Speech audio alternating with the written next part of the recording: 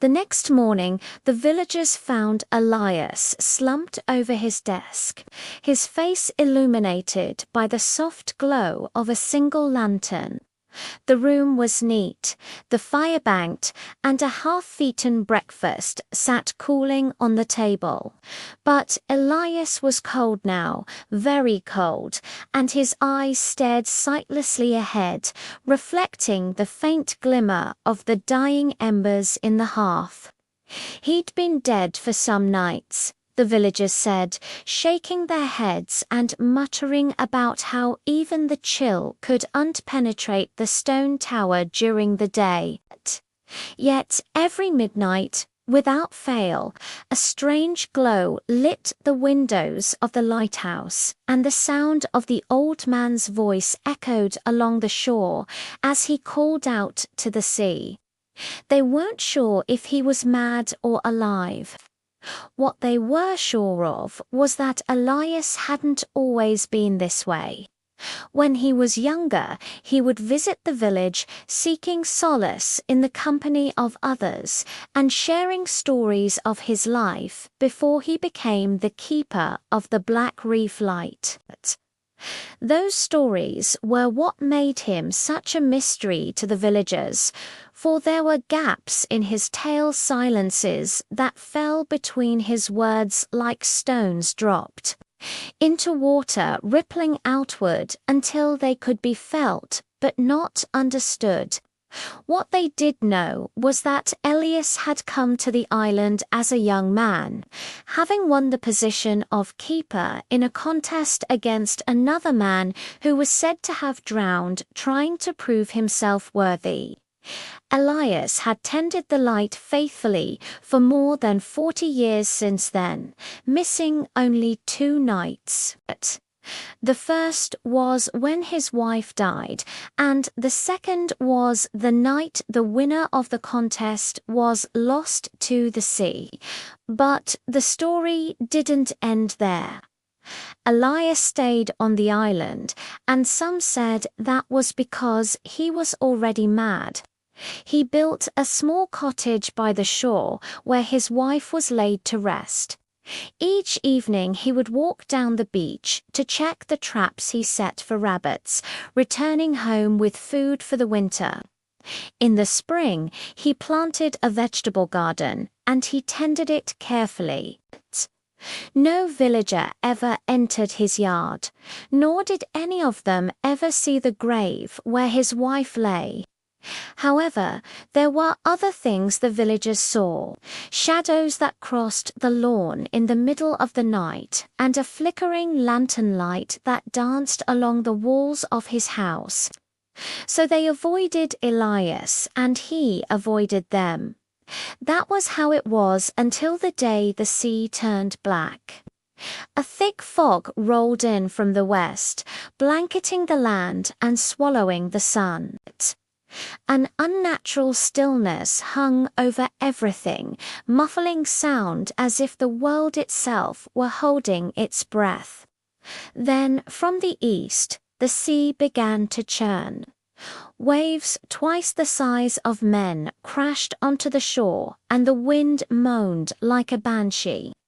People poured out of their homes and onto the cliffs to watch as the darkness grew, creeping inland from the west, pushing the villagers back toward their houses. They huddled together inside, listening to the rising wind and the pounding of the waves. The storm raged all night, and by the next morning it was clear that something had changed. Elias was missing. The villagers found the door to his cottage smashed open, and the room overturned as if someone had been looking for something. Outside, his boat was gone, dragged from its moorings and smashed to splinters on the rocks below. There was no sign of the old man except for his hat, which lay on the ground close to the water's edge, battered but whole. It was as if he had walked into the sea and vanished. Naturally, they assumed he was dead. The sea was a treacherous thing, and Elias, old and solitary as he was, hadn't been equipped to face such a tempest. Still, a few people hoped he might have been swept up by a wave and washed up somewhere along the coast. Others wondered if he'd gone mad, overcome by the same dark spirit that had taken so many fine ships and strong men before. They went about their business, resigned to the fact that they would find his body soon, if not sooner, brought back to them by the tides of the ever-hungry sea. But it wasn't the sea that returned him to them, it was the fog.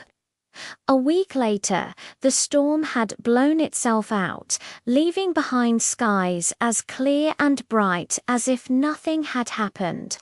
But the fog lingered still, thick and clinging, muffling sound and blurring vision. The villagers went about their business, watchful and wary, for the fog was known to play tricks on the mind, bringing back memories best left forgotten. And then, as suddenly as it had come, the fog lifted, revealing a figure standing on the path leading down from the lighthouse. It was Elias, his hair and beard grown long and tangled, his clothes torn and reeking of brine. He walked slowly, as if with effort, and his eyes were vacant and far away. The villagers stared back, uncertain whether he was alive or a ghost returned to claim another soul. At last, someone asked, "What took you so long?" Elias blinked, his gaze finally finding purchase on the speaker. "I waited for the light," he said, his voice raspy from disuse. The villagers frowned. "What light?" Elias gestured vaguely out to sea.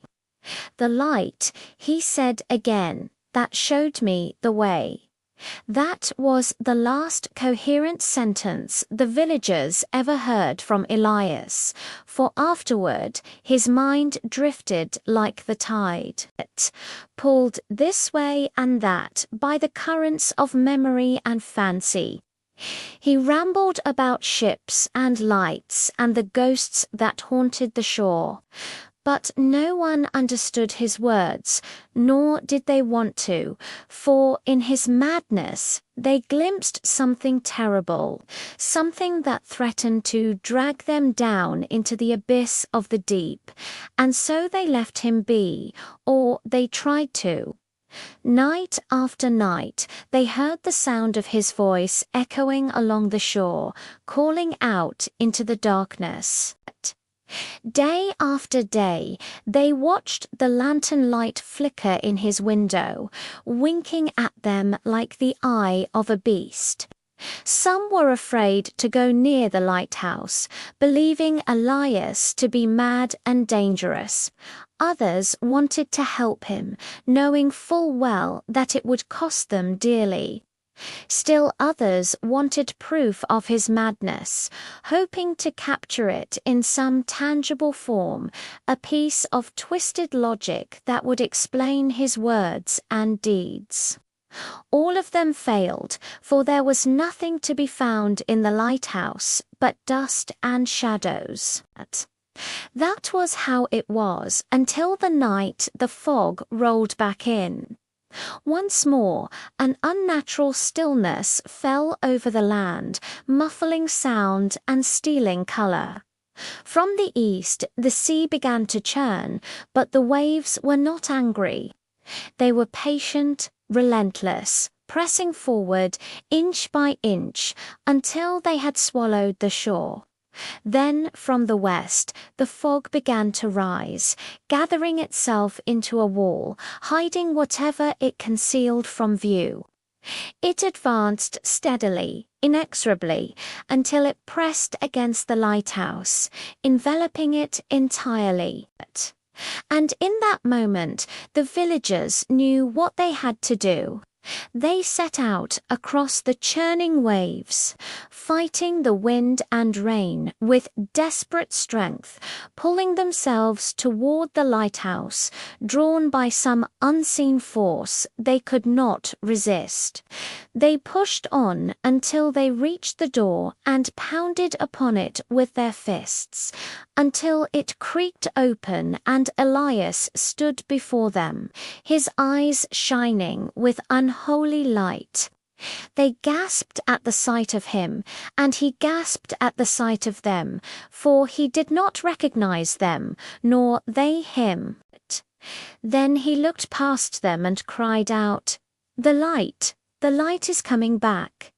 As if in answer, a new light flared up within the tower, banishing the shadows and revealing Elias not as a madman, but as a keeper of the ancient mysteries, the last guardian of a power older than the world itself.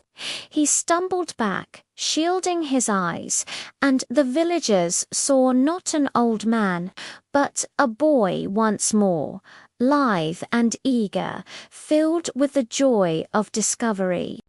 Before their eyes, the sea receded, revealing a path of solid rock where only moments before there had been crashing waves.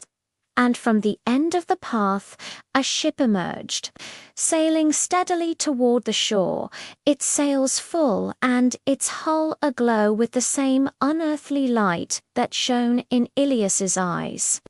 The villagers stared in awe as the ship drew nearer, for they knew that what they were seeing had always been there, hidden from view, veiled in mist and legend. And now it had returned, drawn back by the light that burned at the heart of the storm.